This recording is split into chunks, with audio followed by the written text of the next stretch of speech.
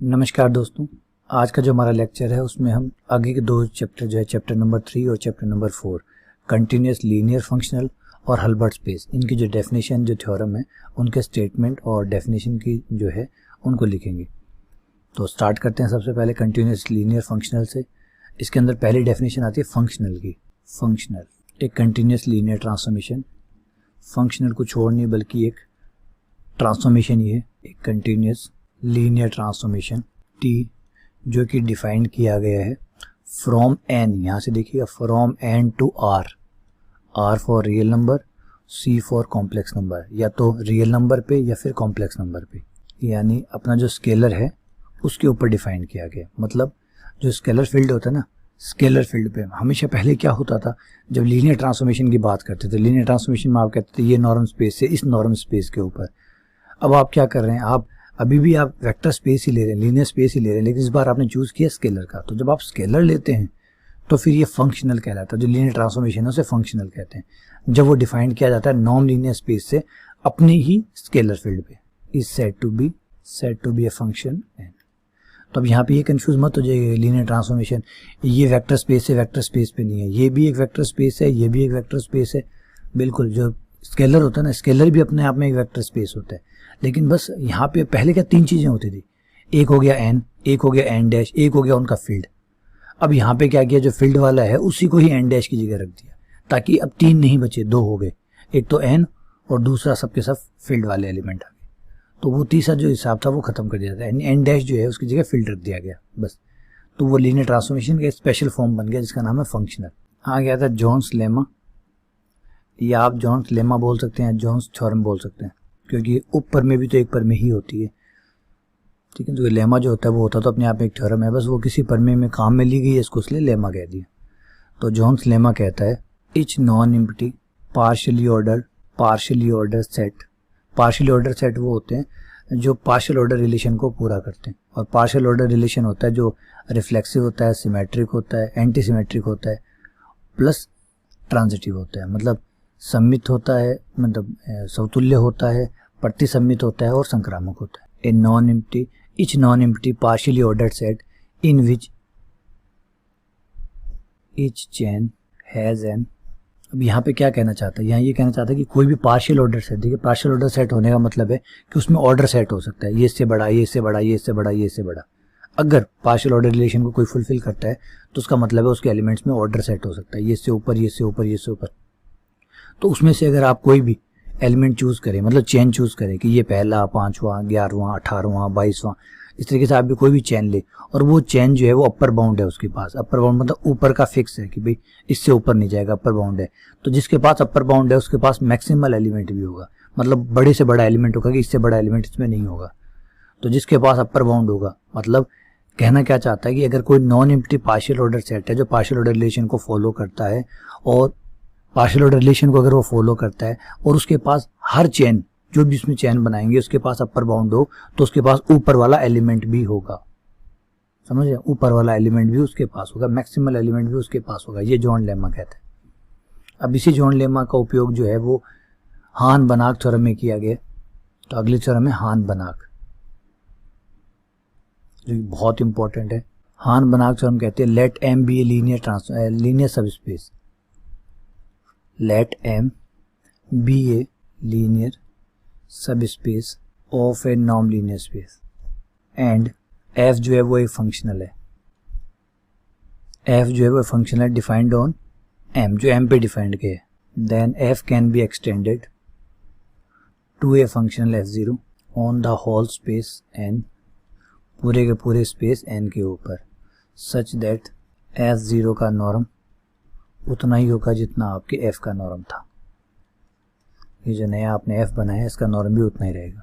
ये थ्योरम हान बनाक थ्योरम जो है वो मोटा मोटी एक्सटेंडेड के बारे में बात करती है कि आपने एक फलन बनाया, एक f बनाया जो कि आपका किसी लीनियर स्पेस, जो सब नॉन लीनियर स्पेस n है उसका सब स्पेस है m। अगर आपने सब स्पेस के ऊपर कोई फंक्शनल डिफाइंड किया तो उसे आप बढ़ाकर उस पूरे के ऊपर भी डिफाइंड कर सकते हैं, ठीक है। चलिए समझिए इसे कैसे बताया गया। अब बात है कि ये है हमारा बड़ा स्पेस n, और ये हमारा रियल नंबर होगा, क्योंकि फंक्शनल बना रहे, या तो रियल नंबर होगा, रियल नहीं होगा तो कॉम्प्लेक्स नंबर होगा, ठीक है। ये हमारा सब स्पेस है M।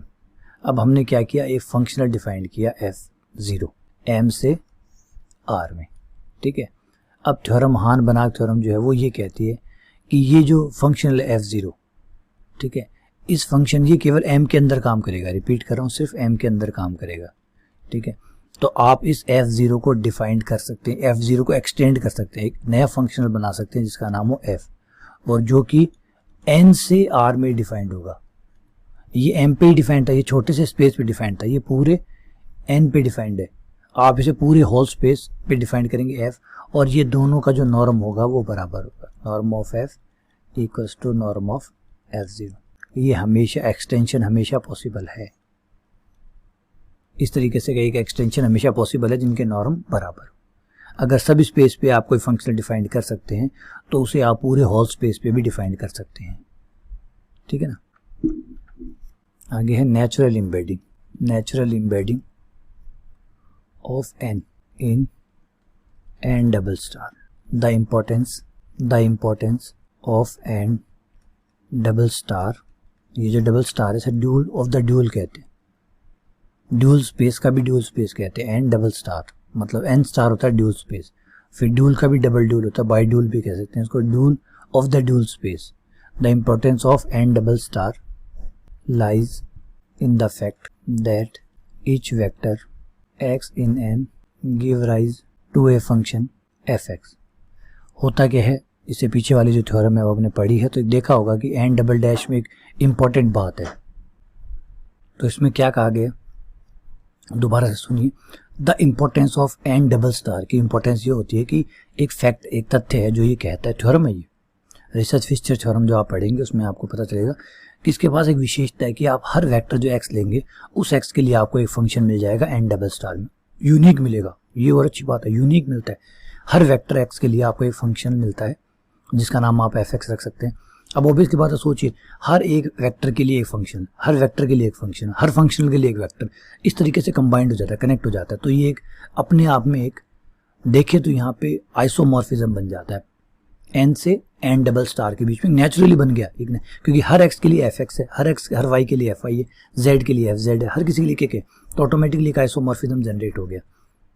ये नेचुरली हुआ है, हमने नहीं बनाया, हमने डिफाइन नहीं किया, ये नेचुरली बन गया, इसलिए इसको कहते हैं नेचुरल एम्बेडिंग। ये एक्चुअली है क्या, एक isometric isomorphism from N into N double dash, इसके बीच में एक बन जाता है जिसको नेचुरल एम्बेडिंग कहा जाता है कि ऑटोमेटिकली देखिए एम्बेड हो गया। ये एम्बेड का मतलब अंतस्थापन हो गया। N जो है वो N डबल स्टार के अंदर ही है एक तरह से, क्योंकि जो x है उसका एक फंक्शनल है तो उसका एक रिप्रेजेंटेटिव जो है वो वहाँ पर है, उसका हर एक x का जो है वो रिप्रेजेंटेटिव है। ऑब्वियसली बात है, जैसे मान लीजिए भारत सरकार में प्रधानमंत्री तो एक होता है लेकिन बहुत सारे काम और भी होते हैं, जैसे संयुक्त राष्ट्र में कोई सभा हो रही है, बहुत इंपॉर्टेंट सभाएं जो होती है, बहुत इंपॉर्टेंट जो चीज़ें होती है उन्हें प्रधानमंत्री अटेंड करता है, उससे नीचे वाले में वो अपना एक रिप्रेजेंटेटिव को भेज देते हैं। भाई वो जाता तो वहाँ पे तो इंडिया के नाम से ही जाता है बंदा, और इंडिया के नाम से जाता है तो प्रायोरिटी सेट की जाती है कि कहाँ किसको भेजना है, कहाँ रक्षा मंत्री को भेज दिया, कहीं विदेश मंत्री को भेज दिया, कहीं चीफ सेक्रेटरी को भेज दिया, कहीं फॉरेन मिनिस्टर को भेज दिया, और कहाँ जहाँ लगा कि यहाँ पे खुद प्रधानमंत्री को जाना चाहिए वहाँ प्रधानमंत्री को भेज दिया। तो बाकी जो लोग हैं क्या वो प्रधानमंत्री की जगह ले रहे हैं? नहीं, जगह नहीं ले रहे, वो रिप्रेजेंट कर रहे हैं प्रधानमंत्री को, है ना। फॉर एग्जाम्पल हम खेल में जाते हैं, खेल में हमारी टीम इंडिया होती है, तो क्या इंडिया पूरा भारत जा रहा है? नहीं, वो भारत के 10 आदमी 11 आदमी जा रहे हैं या 15 आदमी जा रहे हैं, वो भारत का रिप्रेजेंटेशन है। तो ऐसे ही आपके हर x का एक फंक्शन है, fx fy है, तो वो x जो वेक्टर था उसको रिप्रेजेंट करने वाला एक फंक्शन हो गया fx, जो कि कहाँ है, n डबल स्टार के अंदर है। तो इसे कहते हैं कि आपने पूरा का पूरा n जो है वो n डबल स्टार के अंदर पुट कर दिए, तो ये इम्बेड हो गया। क्या हो गया? इम्बेड हो गया। कैसे? ये देखिए दोबारा से, ये है आपका n, ये n डबल स्टार। तो यहाँ ये कह रहे हैं कि यहाँ x होगा तो उसके रिलेटेड एक फंक्शन होगा fx, यहाँ जब y होगा तो उसके रिलेटेड एक फंक्शन होगा fy। तो यहाँ आप देख सकते हैं कि जितने भी वेक्टर आपके पास है उन सारे वेक्टर से रिलेटेड यहाँ पे आपको एक फंक्शन मिलेगा। तो आप कह सकते हैं कि n जो है वो n स्टार के अंदर चला गया, क्योंकि ये ना गया तो क्या हुआ, इसका रिप्रेजेंटेटिव तो चला गया ना।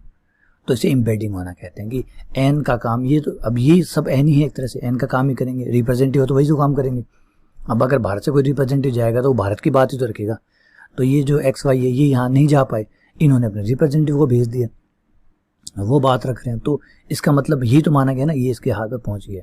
कभी आपने अवार्ड सेरेमनी देखा होगा, अवार्ड सेरेमनी में जो अवार्ड जीतता है, मान लो वो किसी कारण से नहीं आ पाया, तो वो क्या करता है, अगर अवार्ड सेरेमनी में वो नहीं आ पाया, किसी काम से कोई जरूरी काम हो गया, बीमार हो गया कुछ भी, तो वो क्या करता है, अपने एक आदमी को भेज देता है, वो जाके प्राइज़ ले लेते हैं, प्राइज़ उसको भी दे देते हैं कि भाई ठीक है, उसने क्या उसके बिहाफ पे ले लिया। तो सेम ऐसे ही कुछ है कि रिप्रेजेंटेटिव को भेज दिया कि भाई ये नहीं जा सकता, चलो कोई बात नहीं, ये चले जाएंगे। तो इसे एम्बेडिंग कहते हैं, हमने अंतःस्थापन कर दी। अगली डेफिनेशन है हमारी प्रोजेक्शन की। प्रोजेक्शन किसे कहते हैं? A projection on a Banach space, on a Banach space B is an. Projection जो है वो एक बनार्क स्पेस पे जो होता है प्रोजेक्शन, उसका मतलब सिर्फ और सिर्फ एक आइडम्पोटेंट ऑपरेटर होता है। आइडम्पोटेंट का मतलब होता है जिसका वर्ग, मतलब अगर उसी को उसी के साथ कंपोजिट किया जाए तो आपको वही चीज़ वापस मिल जाएगी। आइडम्पोटेंट ऑपरेटर होने का मतलब खुद से खुद में, यानी बी से बी में। ये अपने आप में बेटा सारी बात कह गया। सारी बात इसने क्या क्या कही है देखिए। सबसे पहले आप सोचेंगे ई जो है वो प्रोजेक्शन है कहाँ से कहाँ डिफाइंड है, बी से बी में, क्योंकि ऑपरेटर शब्द का है। ऑपरेटर वो होते हैं जो खुद से खुद में डिफाइंड होते हैं, नो ऑपरेटर्स कहा जाता है। आइडम्पोटेंट होने का मतलब है कि अगर उसका स्क्वायर करेंगे, स्क्वायर करने का मतलब होता है कंपोजिट करना। एफ ओ एफ को या एफ ओ जी आपने पढ़े, फॉग ऑफ पढ़े, फॉग ऑफ में जब एफ ओ एफ होता है तो उसे एफ स्क्वायर कहते हैं। वहाँ स्क्वायर का मतलब वो नहीं है कि जो नंबरों वाला स्क्वायर होता है, यहाँ फलनों में जब स्क्वायर लिखा जाता है इसका मतलब कंपोजिट करना होता है, उससे को उसी के साथ कंपोजिट करना। तो अगर आप ई को ई के साथ कंपोजिट करेंगे तो आपको वापस क्या मिल जाएगा, ई ही मिल जाएगा। इसे प्रोजेक्शन कहते हैं। आगे है हमारा कॉन्जुगेट ऑफ एन ऑपरेटर, किसी ऑपरेटर का conjugate. Let N be a non linear space, is a non linear space, and let T be an operator, T be an operator on N, T be a continuous linear transformation from N into R or C. Define a linear transformation जिसका नाम हम रखेंगे T star of N star। जो dual space है उसका T star हम लेंगे into itself, अपने आप से अपने आप पर इसको डिफाइन किया गया, जो कि ये शर्तें और पूरी करेगा। शर्त है कि टी स्टार में जब कोई फंक्शनल दिया जाए और फिर किसी वेक्टर एक्स पे उसकी वैल्यू निकाली जाए तो ये बराबर होगा F of T X, F belongs to N star. ये शर्त अगर पूरी करता है तो जो टी स्टार है then T star is known, जाना जाता है as the conjugate of T. तो इसने क्या किया, टी स्टार जो है वो एफ को लेके वैल्यू निकाल रहा है, यहाँ पे एफ जो है वो टी को लेके वैल्यू निकाल रहा है, लेकिन दोनों साइड से वैल्यू बराबर है। देखिए ऑर्डर फर्क है, देखिए टी स्टार जिस ऑर्डर में सॉल्व कर रहा है, एफ ये जो टी है ये थोड़ा सा अलग ऑर्डर है, दोनों बराबर है, तो ये कहलाता है कॉन्जुगेट कि ये जो टी स्टार ऑपरेटर है ये कॉन्जुगेट है, क्योंकि दोनों ने एक जैसा ही काम किया है, तो उसको हम कहते हैं कॉन्जुगेसी। कॉन्जुगेट का मतलब ये तो वर्ड जो होता है वो तो संयुग्मी है ना, उसका एक दूसरा हिस्सा।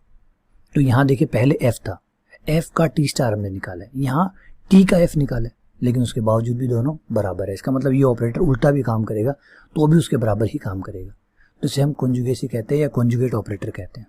तो यहाँ थोड़ा सा एक चीज़ होता है, टी स्टार कहाँ डिफाइन है, जो टी स्टार है वो एन स्टार से एन स्टार में डिफाइन है, मतलब एन स्टार से मतलब फंक्शनल लेगा और फंक्शनल ही आपको वापस लौटाएगा। एक फंक्शनल आपसे ले लेगा और बाद में आपको एक फंक्शनल रिटर्न में कर देगा।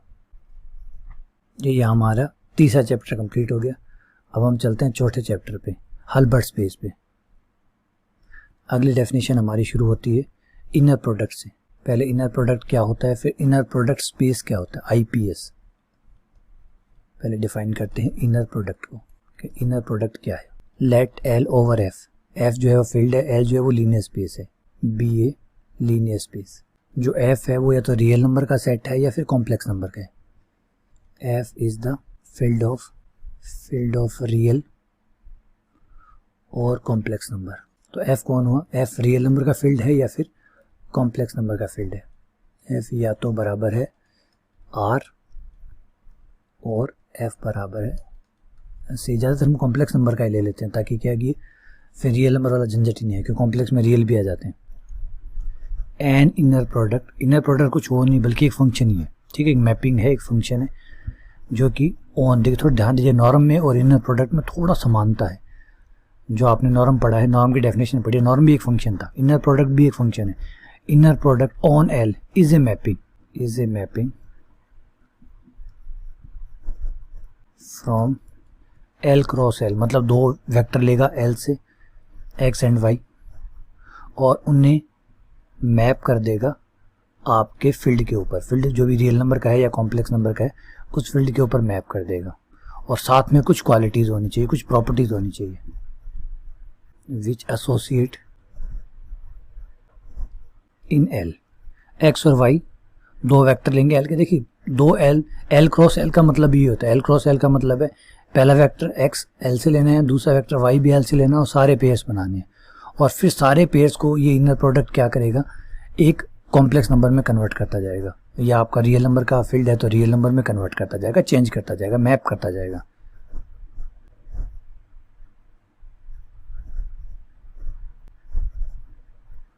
तो वो क्या कर देगा, आपके हर पेयर को एक स्केलर में कन्वर्ट कर देगा। उसको ऐसे लिखेंगे, छोटा ब्रैकेट इनर प्रोडक्ट का फॉर्म है एक्स कोमा वाई और इनर प्रोडक्ट लेने के बाद में वो क्या बन जाएगा, एक फील्ड का एलिमेंट बन जाएगा इन एफ, और साथ में क्या करेगा, सेटिस्फाई करेगा इन कंडीशन को, सेटिस्फाइंग द फॉलोइंग कंडीशन। ये कंडीशन जो है ये सेटिस्फाई करेगा। कौन सी कंडीशन है, पहली कंडीशन है number 1, x x same vector का इनर प्रोडक्ट हमेशा 0 से बड़ा या 0 के बराबर आएगा। अगर आप x और y का इनर प्रोडक्ट लेकर उसका कॉन्जुगेट करते हैं तो ये बराबर होगा y कोमा x के इनर प्रोडक्ट के। तीसरी कंडीशन, अगर alpha x plus beta y comma z का इनर प्रोडक्ट करते हैं तो अल्फा बाहर आ जाएगा, एक्स जेड प्लस बीटा बाहर Y Z for all X comma Y belongs to L, और जो आपका अल्फा बीटा है वो फील्ड के एलिमेंट है। अगर ये चीज़ें काम करती है तो हम कहते हैं कि एक इनर प्रोडक्ट है। ये इनर प्रोडक्ट कुछ और नहीं। यहाँ देखिए दोबारा से आपको समझाता हूँ, इनर प्रोडक्ट कुछ और नहीं, इनर प्रोडक्ट एक फंक्शन का नाम है, ठीक है, जो क्या करेगा, आपका जो लीनियर स्पेस है उसके दो वेक्टर्स उठाएगा और बदले में आपको एक कॉम्प्लेक्स नंबर या रियल नंबर जो भी है उसमें आपको कन्वर्ट कर देगा। तो समझ रहे, यहाँ से आपने जैसे एक्स उठाया, ठीक है, इससे आपने वाई उठाया, और फिर जो इनर प्रोडक्ट बनेगा वो होगा एक्स कोमा वाई ब्रैकेट, इसे इनर प्रोडक्ट कहेंगे। ये क्या होगा, एक फील्ड का कोई ना कोई एलिमेंट होगा, चाहे वो रियल नंबर हो चाहे वो एक कॉम्प्लेक्स नंबर हो। तो इनर प्रोडक्ट कुछ और नहीं बल्कि एक फंक्शन है ना। तो और शॉर्ट फॉर्म में लिखना चाहें आप तो इस प्रकार से भी लिख सकते हैं कि इनर प्रोडक्ट एल स्क्वायर। अब यहाँ एल स्क्वायर का मतलब ये मत ले लीजिएगा एल इंटू एल, है ना, मतलब यहाँ कोई नॉर्मल जब सेट्स होते हैं कोई नंबर नहीं है, नंबरों में हमेशा 3 इंटू 5 15 होते हैं, है ना, नंबर नहीं है। एल क्या है, सेट है। अब समुच्चयों में गुणा का मतलब ये नहीं होता, समुच्चयों में काटते गुणन होता है। काटते गुणन का मतलब पेयर्स बनते हैं। जब आप दो समुच्चयों की गुणा करते हैं इसका मतलब वो काटते गुणन होता है, ठीक है ना। अगली डेफिनेशन है inner product space. Inner product space जिसे शॉर्ट फॉर्म में IPS भी कहा जाता है। तो इनर प्रोडक्ट स्पेस क्या होता है, अगर कोई आपके पास लीनियर स्पेस है जिसके ऊपर आप इनर प्रोडक्ट भी डिफाइन कर सकते हैं तो वो इनर प्रोडक्ट स्पेस कहलाता है। The linear space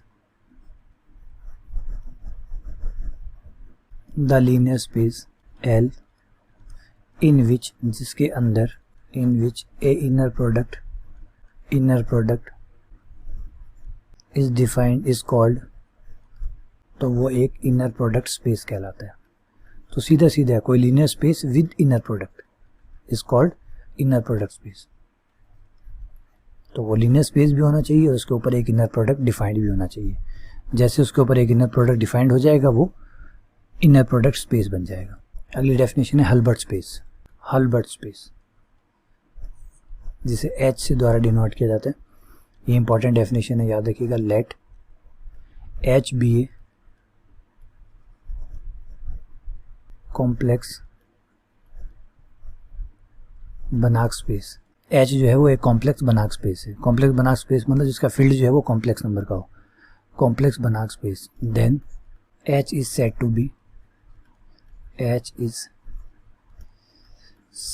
B a Hilbert space. तो इसको आप हल्बर्ट स्पेस कहेंगे। Hilbert space if a complex number x, y, जिसे आप इनर प्रोडक्ट कहते हैं, जो x और y का इनर प्रोडक्ट कहलाता है, ये कंडीशन जो हम नीचे लिखने जा रहे हैं वो सेटिस्फाई करें। Satisfying the following properties, satisfying the following properties है कौन सी, जिसमें इसे कहेंगे H1 हल्बर्ट स्पेस की पहली प्रॉपर्टी कि अगर मैं x के साथ इनर प्रोडक्ट करूं तो वो नॉर्म x के स्क्वायर के बराबर आना चाहिए। हल्बर्ट स्पेस की दूसरी प्रॉपर्टी कहती है कि अगर मैं x और y का इनर प्रोडक्ट करूं और उसके बाद में कॉन्जुगेट लूं तो ये बराबर होना चाहिए y, x के इनर प्रोडक्ट के बराबर होना चाहिए। तीसरी और इम्पॉर्टेंट प्रॉपर्टी कहती है कि जिसे लीनियर प्रॉपर्टी कहते हैं, alpha x plus beta y z। तो आप देखेंगे यहाँ पर कि वो दो चीज़ों में तो कुछ स्पेशल है नहीं। ये नीचे वाला जो H2 है, H3 है, ये तो H1 जो है ना, ये स्पेशल है। H1 में क्या हुआ, इनर प्रोडक्ट का नॉर्म के साथ रिलेशन बनाया गया। तो हल्बर्ट स्पेस में जो है वो नॉर्म और इनर प्रोडक्ट को एक साथ डाला गया। ये हल्बर्ट स्पेस की विशेषता है। हल्बर्ट स्पेस में क्या होता है कि जो नॉर्म भी होता है, क्योंकि देखिए बिना नॉर्म के तो नॉर्म लीनियर स्पेस कब बनता है, जब नॉर्म होता है। इनर प्रोडक्ट पर कब बनता है, जब इनर होता है। तो वो इनर प्रोडक्ट भी होना चाहिए, वो नॉर्म का भी स्पेस होना चाहिए। तो norm plus inner product linear space होना चाहिए, प्लस बनाक स्पेस भी होना चाहिए। ये सब चीज़ें जब होगी और ये तीन कंडीशन फॉलो होगी तब जाके आपका बनेगा हल्बर्ट स्पेस। तो हल्बर्ट स्पेस में कई कंडीशंस है। नंबर 1, पहले रिपीट कर देता हूँ, सबसे पहले आपके पास एक बनाक स्पेस होना चाहिए। बनाक स्पेस कब बनता है, जब आपके पास एक लीनियर स्पेस होता है। तो पहले आपके पास एक लीनियर स्पेस होना चाहिए, उसका जो फील्ड है वो स्केलर फील्ड है आपका, वो कॉम्प्लेक्स नंबर होना चाहिए, ठीक है। फिर उसके पास एक इनर प्रोडक्ट होना चाहिए, फिर उसके पास एक नॉर्म होना चाहिए, और क्योंकि बनाक स्पेस बन गया तो नॉर्म तो होगा ही होगा, उसमें तो कोई इशू नहीं है। इनर प्रोडक्ट होना चाहिए, ठीक है। और फिर ये H1, H2, H3 ये फुलफिल होने चाहिए, तब जाके वो कहलाता है कि ये हल्बर्ट स्पेस है। अगर इसका एग्जांपल लेना है एक,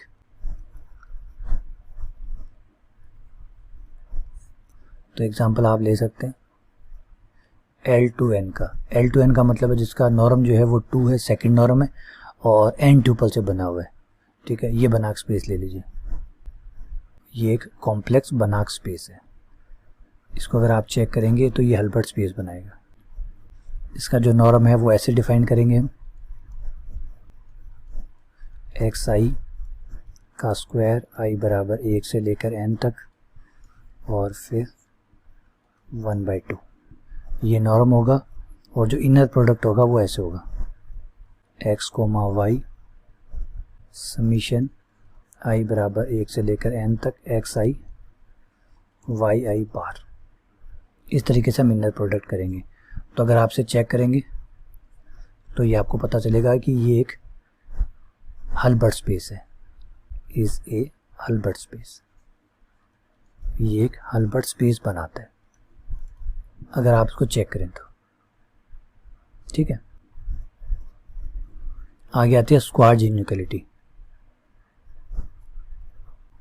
स्क्वार्ज इनइक्वालिटी कहती है कि if x and y are any two vectors in a Hilbert space, let x and y be any two vectors in Hilbert space H, then inner product of xy हम निकालें, उसके बाद उसका मोड लें तो वो हमेशा लेस देन या इक्वल होगा norm of x into norm of y।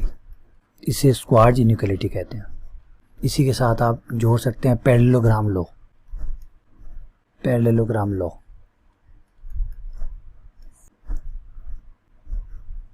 यही सेम चीज़ आपको पैरेललोग्राम में रूल में लिखने के x और y हल्बर्ट स्पेस के कोई दो वेक्टर्स हैं।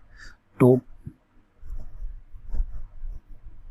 अगर मैं x प्लस y को जोड़कर उसका नॉर्म लेके स्क्वायर करता हूँ, प्लस x और y को घटा के उनका नॉर्म लेके स्क्वायर करता हूँ, तो और फिर उन दोनों को जोड़ता हूँ, तो ये बराबर होगा 2 into norm of x square plus norm of y square, ठीक है। ये रूल काम करेगा। इसके बाद आता है पोलराइजेशन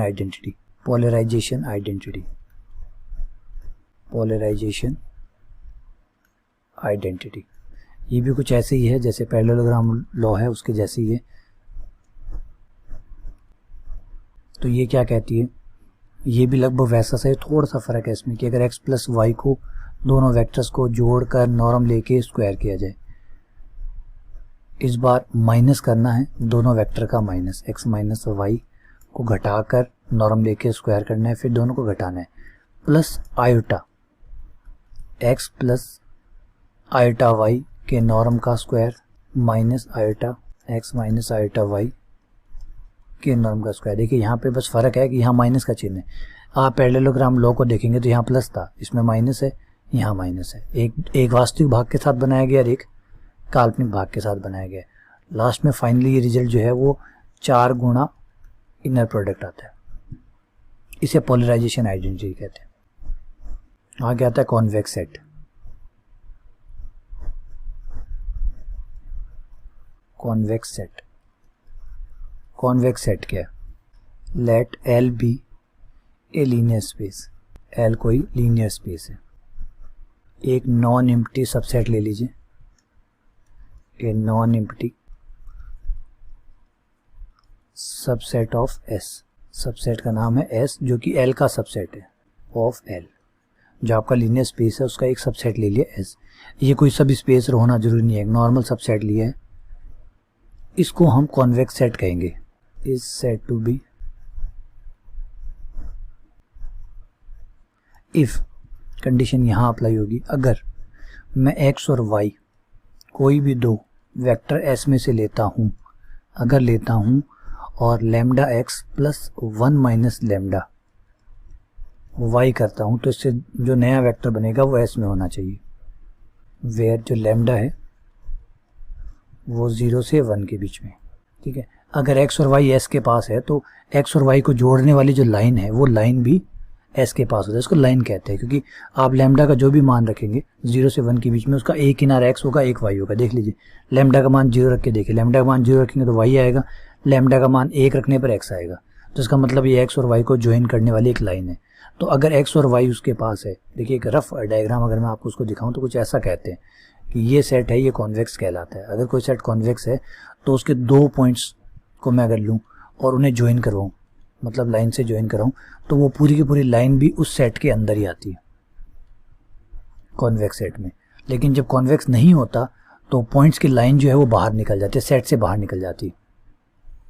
इसका एग्जांपल लीजिए, ये भी एक सेट है। अब इस सेट में मैं अगर ये 2 पॉइंट लेता हूँ, एक x और एक y, और उन्हें ज्वाइन कराता हूँ तो पूरी लाइन जो है वो अंदर नहीं है। देखिए लाइन का कुछ हिस्सा बाहर आ गया, सेट से बाहर आ गया, तो ये कॉन्वेक्स नहीं है और ये कॉन्वेक्स है। इसे कॉन्वेक्स सेट कहते हैं, ये कॉन्वेक्स नहीं है। तो ये हमारे हल्बर्ट स्पेस की डेफिनेशन पूरी होगी। तो चलिए, उम्मीद करता हूँ सारी डेफिनेशन आपको समझ में आ गई होगी। लेकिन फिर यहाँ पे एक बात कहूँगा, अगर आपको अच्छे से समझना है डेफिनेशन को तो फिर लेक्चर में जाके देखिए। ये सिर्फ और सिर्फ आपके क्विक व्यू के लिए, आप जल्दी से सारी चीज़ें देख लें, फटाफट याद कर लें, एग्ज़ाम में आपकी मदद हो सके। फटाफट आप सारी डेफिनेशंस को याद कर लें, एक बार देख लें, फटाफट लुक देख लें, है ना, जल्दी से आप एक बार नज़र मार लें इन पे। तो इसलिए ये बनाई गई है और छोटे छोटे तौर पे आपको समझाई गई है, क्योंकि बाकी देखिए किसी भी चीज़ को समझने के लिए तो पूरा अच्छे से समझना पड़ता है, शुरू से लेकर एंड तक। फिर से जुड़ी हुई थ्योरम भी करते हैं ताकि वो और बातें अच्छी समझ में आए। तो फिर उसके लिए आप वीडियो लेक्चर्स को देखिए। ठीक है, चलिए, बहुत बहुत धन्यवाद, शुक्रिया।